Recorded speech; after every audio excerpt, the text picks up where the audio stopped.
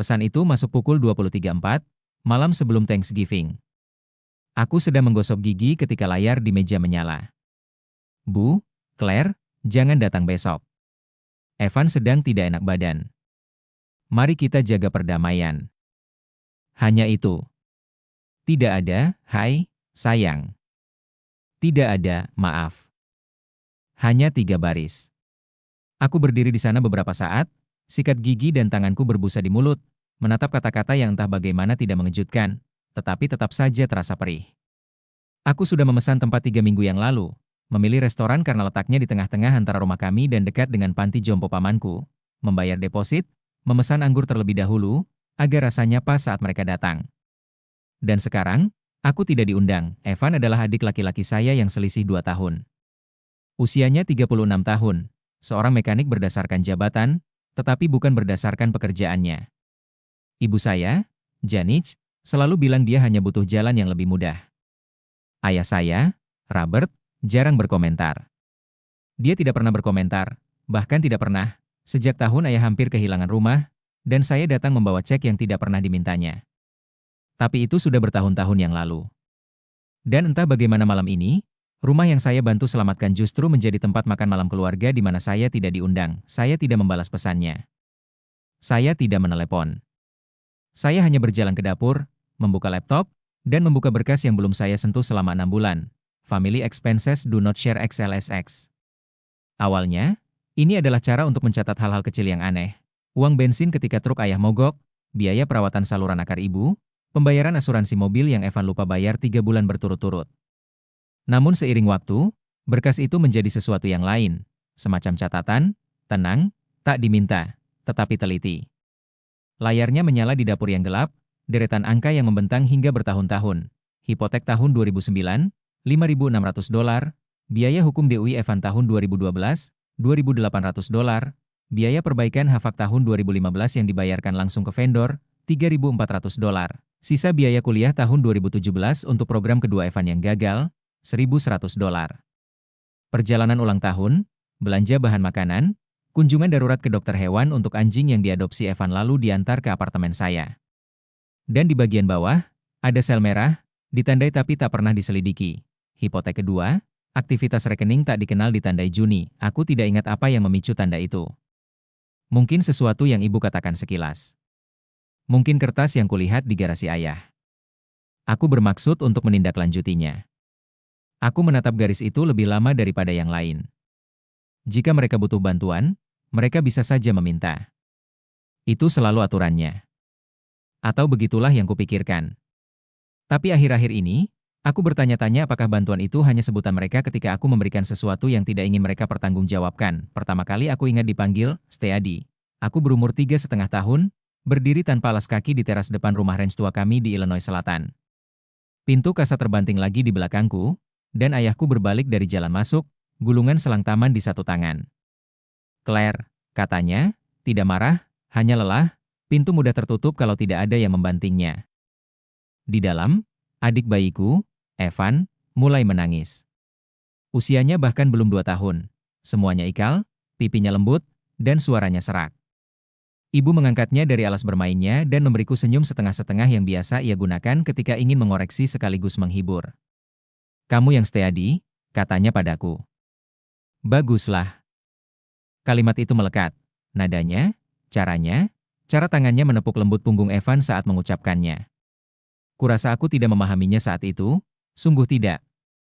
Tapi aku pasti sudah menyerapnya karena, sejak hari itu, aku berusaha keras untuk tidak membanting apapun. Akulah yang ingat mengembalikan buku-buku perpustakaan. Aku tak pernah butuh bantuan untuk mengemas bekal makan siang atau mencari sepatu. Ketika anjingku kabur, akulah yang berdiri di halaman belakang dengan senter sampai dia pulang. Evan diizinkan bersikap liar, emosional, dan penuh energi. Akulah yang teguh. Akulah engsel yang tak berderit, piring yang tak pernah pecah, anak yang tak perlu dikejar. Itu dimaksudkan sebagai pujian. Aku tahu itu sekarang. Tapi itu juga berarti aku belajar sejak dini bagaimana caranya tetap diam agar orang lain bisa ribut. Bagaimana caranya menjadi orang yang bisa diandalkan, tak terlihat, dan entah bagaimana tetap diharapkan untuk menjaga keutuhan rumah. Dan tak seorang pun pernah bertanya apakah menjadi teguh itu ada harganya. Saya berusia 21 tahun ketika pasar runtuh, baru saja lulus kuliah, masih berbagi kamar tidur dengan 2 teman sekamar, bekerja jarak jauh dengan kontrak yang pembayarannya terlambat dan tak pernah dipuji. Memang tidak banyak, tetapi cukup untuk mulai menabung. Investasi kecil, perlahan dan pasti, seperti semua hal lain yang saya lakukan. Musim gugur itu, suara ibu terdengar parau di telepon. Kelihatannya tidak bagus, katanya. Ayahmu khawatir, tapi dia tidak mau mengatakannya. Saya berkendara pulang akhir pekan itu, 4 jam dengan mobil pinjaman. Ayah sedang memperbaiki pagar teras di luar dengan kunci Inggris yang terlalu kecil untuk pekerjaan itu. Dia tidak melihat ke atas ketika saya menaiki tangga. Kami baik-baik saja, katanya. Mereka tidak, ada 3 kali cicilan rumah yang terlewat, hipotek kedua melayang untuk membayar sekolah kejuruan Evan, yang sudah ia tinggalkan. Surat-surat itu ditumpuk di laci dekat telepon, di bawah buletin gereja tua dan setumpuk kupon terpotong. Saya tidak meminta izin. Saya hanya menelepon bank, memberi mereka informasi rute rekening saya, dan melunasi tunggakannya. Saya tidak ingin ucapan terima kasih. Saya hanya ingin menghentikan kepanikan diam-diam yang mulai mereda atas segalanya. Ibu mengetahuinya seminggu kemudian. Dia menelepon saya, berkata, seharusnya tidak, lalu menambahkan, kopi sudah siap.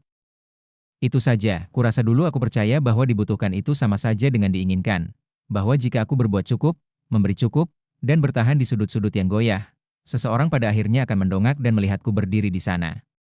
Tapi tak seorang pun melakukannya. Tidak saat itu, tidak ketika Evan menabrakkan mobil di tahun 2012, tidak ketika perawatan jembatan gigi ibu menghapus asuransi giginya. Aku terus memberi, setenang biasanya. Dan entah bagaimana, semakin banyak aku memberi, semakin mudah bagi mereka untuk tidak menyadari apa yang kurang. Saya bangun sebelum matahari terbit di pagi Thanksgiving, bukan karena kebiasaan, melainkan karena kantuk saya hilang sekitar pukul 3 dan tak kunjung kembali. Lampu dapur masih menyala dari malam sebelumnya. Daftar lauk pauk teronggok di meja, setengah tercentang. Saya membuka laptop, masuk ke portal pemesanan restoran, dan membatalkan reservasi, 24 kursi, 2 kursi tinggi, dan wine pairing prabayar. Saya tetap membayar sisa tagihan. Saya tidak ingin ada yang bilang saya membuat keributan soal uang. Lalu saya membuka email baru, dengan subjek, karena saya tidak akan makan malam. Lampiran, family expenses do not share XLSX. Saya tidak menambahkan komentar, tidak ada penjelasan panjang, tidak ada amarah. Hanya catatan singkat, karena saya tidak akan bergabung dengan Anda malam ini, saya rasa Anda perlu pesan ini. Ini semua yang sudah saya bahas sejak 2008. Sebagai konteks, saya tutup saja. Itu saja. Saya klik kirim dan menutup laptop, tak ada kepuasan di dalamnya, hanya keheningan, seperti menyelesaikan pekerjaan seharian di rumah yang tak ada orang lain yang membersihkannya. Aku membuat kopi, menuangkannya ke dalam cangkir pemberian Evan 5 tahun lalu yang bertuliskan, rencana cadangan terbaik di dunia.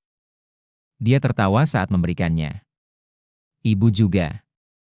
Aku pun tersenyum. Memang begitulah. Tapi sejak itu aku tak pernah menggunakannya lagi. Pagi itu, ku genggam cangkir itu dengan kedua tangan, membiarkan berat porselennya tertahan di sana beberapa saat. Lalu kutuang kopi ke wastafel, ku bilas cangkir hingga bersih, dan kuletakkan perlahan di bagian belakang lemari di belakang mixer, agar tak ada yang tak sengaja meraihnya. Pesan suara pertama datang tepat setelah tengah hari. Ayah, dengan nada terukur seperti biasa. Claire, ibumu sedang kesal. Evan tidak bermaksud apa-apa. Kau mengagetkan kami. Bukan begitu cara kami menjalani hidup di keluarga ini. Ia menutup telepon tanpa pamit. Pesan suara kedua datang dari ibu, suaranya parau, sayang, kau tahu bagaimana adikmu, sensitif. Tahun ini berat baginya.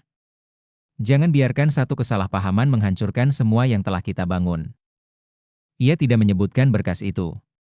Aku tidak yakin apakah ia sudah membukanya. Menjelang malam, Evan sudah mengirim pesan 2 kali.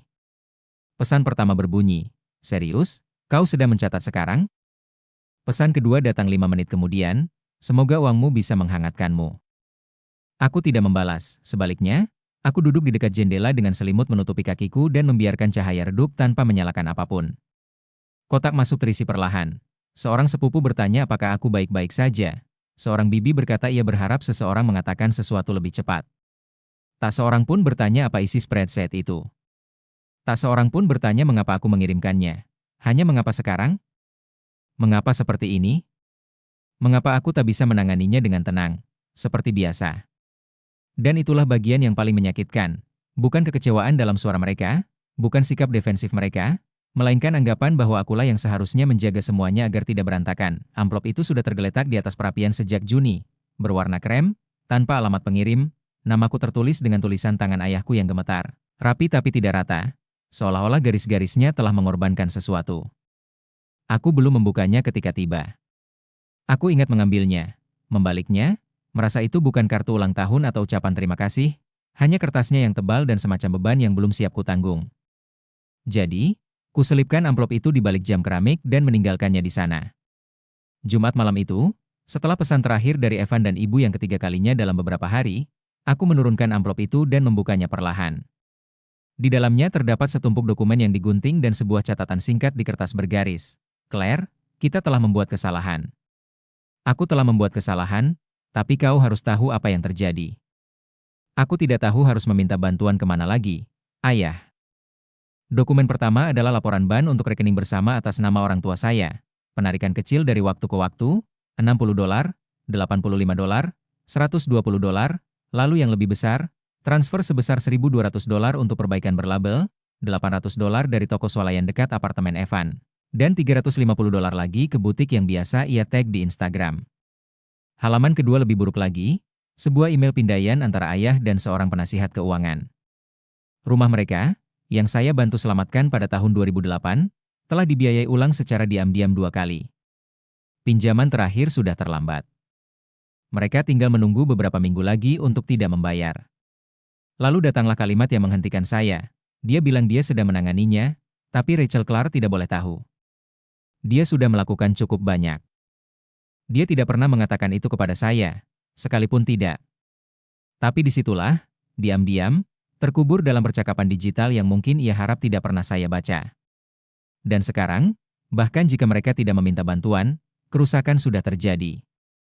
Rumah, keamanan mereka, fondasi yang mereka bangun dalam hidup mereka, semuanya runtuh.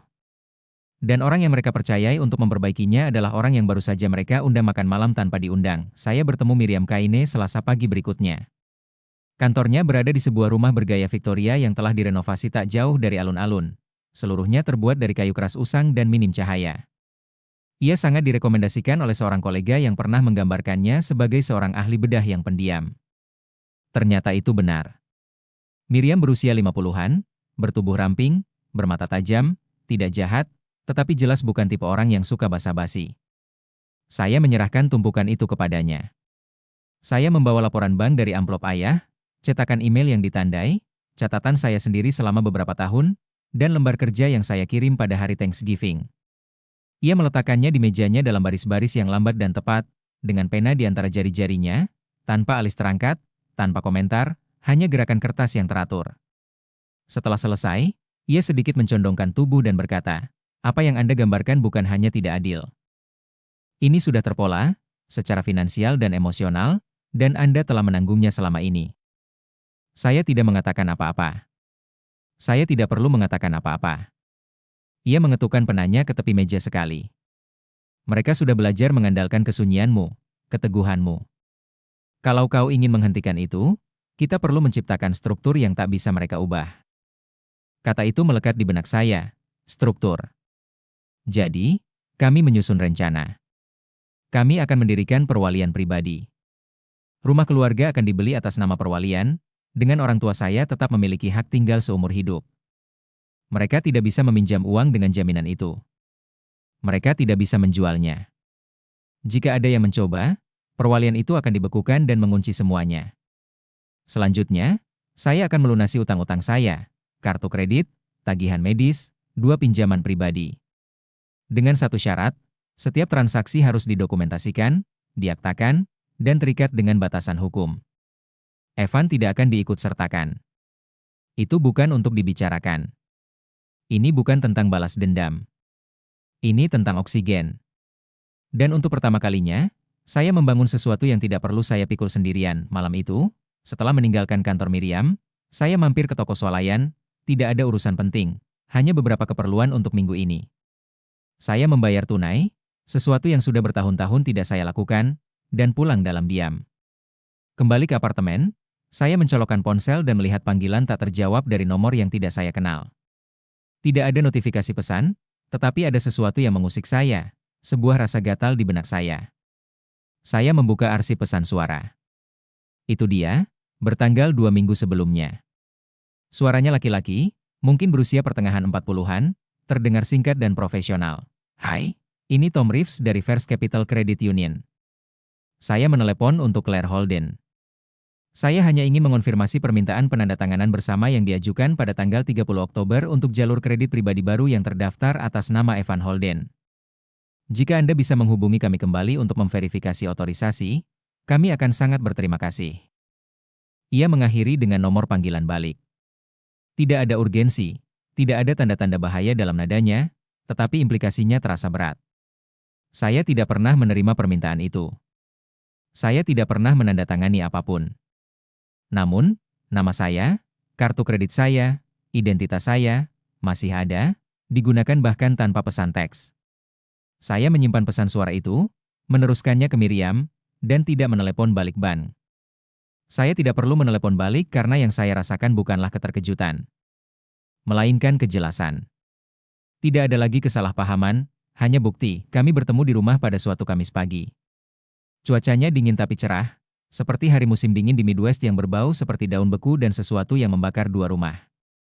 Dapurnya tidak berubah, lemari pinus yang sama, pohon maple tua yang sama terlihat dari jendela, jam keramik yang sama berdetak di atas kompor, masih 5 menit lebih cepat. Ayah mengenakan jaket kordurau coklatnya, yang biasa ia lemparkan ke bangku gereja. Ia memakai jam timesnya, yang mukanya tergores dan tali kulitnya yang usang. Saya ingat memberikannya kepadanya ketika saya berumur 16 tahun, menggunakan uang pengasuh anak dan kupon dari katalog Sears.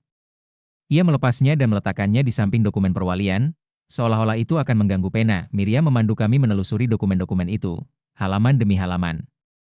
Tak ada yang menyela. Tak ada yang keberatan. Ibu bertanya satu pertanyaan, tentang klausul kependudukan. Jadi, ini menjamin kita tidak akan dipaksa keluar? Ini menjamin kamu tidak akan pernah kehilangan rumah ini, kataku, tapi kamu tidak bisa meminjam lagi dengan jaminan itu. Ibu mengangguk sekali. Mereka berdua menandatangani, perlahan, hati-hati. Tangan mereka bergerak seperti sedang menelusuri peta yang tak pernah mereka duga akan dibaca. Setelah selesai, Miriam menutup map dan meraih stempel notaris. Ibu melirikku dan berbisik, kamu tidak perlu melakukan ini. Aku menatap matanya. Tidak, kataku. Aku tidak perlu. Tak ada pelukan, tak ada permintaan maaf, hanya suara stempel yang terpasang dan goresan pena yang kembali ketutupnya. Di luar, angin bertiup kencang, menerbangkan beberapa daun rapuh di jalan masuk. Di dalam, tak seorang pun bergerak. Dia muncul 3 malam kemudian, tepat setelah pukul 8. Hujan turun hampir seharian, dan udara berbau seperti aspal dingin dan kapas basah. Aku mendengar ketukan sebelum melihatnya, 3 lilitan tajam, berjarak sama, seolah dia sudah berlatih saat berjalan kaki. Aku mengintip melalui lubang intip. Dia basah kuyup, tanpa payung, hanya kaos berkerudung yang menempel di lengannya. Tak ada amarah di wajahnya, hanya sesuatu yang masam dan keras, seperti memar yang tak kunjung hilang. Aku membuka pintu setengah jalan. Jadi begitu, katanya. Kau beli saja rumah ini dan singkirkan kami semua. Aku tidak langsung menjawab. Malah, aku mengambil map yang kutinggalkan di meja di pintu masuk dan menyerahkannya kepadanya, yang sudah terbuka di halaman 4, batasan penerima manfaat, sejernih kaca. Kau bisa saja memberitahuku, katanya, tanpa melihat halaman itu. Kau tidak perlu sembunyi-sembunyi. Aku sudah memberitahumu, kataku. Setiap kali aku membayar sewamu, setiap kali aku menutupi cerukanmu, kau tidak mendengarnya karena aku tidak pernah berteriak. Dia melangkah masuk, tangan terlipat. Suaranya merendah. Jadi, bagaimana sekarang? Kau sudah selesai denganku? Tidak, kataku pelan. Kau sudah selesai denganku saat kau berdiri di sana dan melihat mereka membatalkan undanganku dari meja yang kusiapkan. Dia berkedip sekali, lalu berkedip lagi. Itu ide ibu. Itu karena kau diam saja. Ia menunduk, lalu mengalihkan pandangan. Kertas di tangannya sedikit melengkung di tepinya karena lembab. Jadi, apa yang tersisa? Aku menatapnya tajam. Apapun yang kau pilih untuk dibangun. Ia mengangguk sekali dan melangkah mundur. Tak ada bantingan pintu, tak ada kata terakhir, hanya suara lembut sepatu basah yang melangkah mundur di lorong. Dan untuk pertama kalinya setelah bertahun-tahun, aku tak merasa bersalah, hanya merasa ringan. Hari-hari berikutnya terasa sunyi. Sesuatu yang sudah lama tak kurasakan, bukan keheningan yang menunggu telepon berdering, melainkan keheningan yang menetap di sudut-sudut ruangan dan tetap di sana. Aku membuka kalender dan menghapus pengingat yang berulang. Pemeriksaan kolesterol ayah, pembersihan gigi ibu, perpanjangan sewa Evan. Aku membatalkan pengiriman bunga otomatis yang kubuat bertahun-tahun lalu. Hari ibu, hari ayah, begitu saja. Aku berhenti sejenak di setiap kiriman sebelum mengeklik hapus, seolah-olah sistem akan bertanya apakah aku yakin. Ternyata tidak. Jumat itu, aku pulang kerja dan tak mendengar ponselku bergetar sedikit pun. Tak ada yang bertanya apakah aku bisa mentransfer uang untuk tagihan yang terlambat atau memesankan tiket pesawat untuk seseorang yang lupa tanggal lagi. Apartemen terasa hening. Aku melepas sepatu, menyalakan lampu, dan memasak makan malam untuk satu orang tanpa terburu-buru. Aku memanggang sayuran, menghangatkan sepotong roti sourdough, menuangkan segelas anggur. Tak ada yang istimewa, tapi aku menikmati setiap gigitannya perlahan, tanpa menunggu bel pintu atau permintaan maaf. Dulu kupikir keheningan seperti ini akan terasa seperti kesepian, tapi ternyata tidak. Rasanya seperti ruang yang sudah lama tak kurasakan. Hari Selasa pagi ketika pesan suara itu datang. Suaranya asing, tenang, dan agak kasar. "Hai, ini Tom. Saya bekerja di gudang lantai lama di dekat Fairview. Sepertinya kami menemukan sesuatu dengan nama Anda saat pembersihan properti. Mungkin patut dicoba." Fairview, jalan tempat orang tua saya tinggal sebelum rumah ini berpindah tangan, sebelum yayasan. Saya datang sore itu. Tempat itu berbau seperti tiner cat dan serbuk gergaji basah. Tom, berusia pertengahan 60-an, kemeja denim, ikat pinggang penuh kunci, menyambut saya di pintu dan membawa saya melewati deretan kotak yang setengah terbuka. "Tidak dibuka," katanya. "Kukira kau mau." Kotak itu terasa lembek di sudut-sudutnya, nama belakangku tercetak di atasnya dengan tinta hitam pudar, Bradley. Aku membuka tutupnya, kwitansi, laporan ban, amplop-amplop robek. Di bawahnya, terselip 2 buku catatan spiral. Tulisan tangannya jelas milik Evan, melengkung, miring, selalu dengan tinta hitam. Dia menyimpan daftar-daftar, pengeluaran, yang asli dan yang dipalsukan, strategi cerukan, kartu kredit mana yang masih bisa digunakan. Satu halaman langsung membuatku tertegun. Sebuah catatan coretan di pinggirnya berbunyi, "Tanyakan pada ibu tentang penggunaan dana kepercayaan Claire. Dia tidak akan menolak jika itu untuk mereka." Aku memegangnya cukup lama. Ada juga aplikasi apartemen, formulir yang belum diisi lengkap dengan alamat emailku sebagai penjamin, klaim pendapatan palsu, kontak darurat yang tak pernah kusetujui. Dia telah mencoba membuatku bertanggung jawab tanpa pernah bertanya. Tom tidak bertanya, hanya berdiri di dekatnya dengan tangan di saku. "Terima kasih," kataku. Sesampainya di rumah, aku duduk di meja dapur dan menata semuanya. Bukannya aku tidak tahu. Aku hanya belum melihatnya langsung, di atas kertas, dalam tulisan tangannya. Itu adalah semacam kejelasan yang tak kuduga, dan bersamanya, sebuah keputusan yang tak kusadari telah kubuat. Keesokan paginya, saya menelepon Miriam, menceritakan tentang buku catatan, aplikasi, dan bahasa yang tidak lagi berpura-pura. Dia tidak meminta hasil pemindaian, hanya berkata, "Bawa masuk." Menjelang siang, amandemen perwalian telah dilakukan. Kami memperketat setiap klausul, tidak ada hak gadai baru, tidak ada akses tanpa izin. Setiap upaya untuk mengubah ketentuan sekarang akan memicu pembekuan hukum otomatis. Kami menambahkan satu lapisan lagi, wali amanat eksternal, independen dan tidak korup, tanpa ikatan darah. Rumah itu tidak lagi hanya dilindungi. Rumah itu disegel. Sore itu, saya menulis surat terakhir, bukan untuk orang tua saya, bukan juga untuk Evan, melainkan untuk wali amanat. Saya merinci semuanya, dokumen-dokumen yang tidak sah, upaya manipulasi keuangan, implikasi bahwa keluarga berarti izin. Saya menandatanganinya, memindainya, dan mengunggahnya ke arsip. Lalu saya duduk dan menutup berkas itu. Untuk pertama kalinya, rasanya bukan seperti pembelaan. Rasanya seperti pilihan. Pilihan untuk mengakhiri pola, Pilihan untuk membiarkan diam berarti kedamaian, bukan tekanan. Pilihan untuk tidak lagi menjadi sumber informasi yang mereka gunakan hanya karena saya tidak pernah berkata tidak dengan lantang. Aku tidak mengirim pesan ke Evan. Aku tidak menelepon ibuku. Aku tidak menjelaskan. Ada semacam kebebasan dalam tidak berutang apapun, bahkan tidak mengerti. Dan mungkin mereka tidak akan pernah menyadari batas terakhirnya. Mungkin mereka akan terus berjalan di sekelilingnya, bertanya-tanya mengapa gerbangnya tidak lagi terbuka. Itu akan menjadi cerita mereka. Ceritaku sudah berlalu. Minggu itu, aku menata meja. Hanya satu piring, satu garpu, satu serbet linen terlipat di samping gelas anggur yang sudah bertahun-tahun tak kupakai.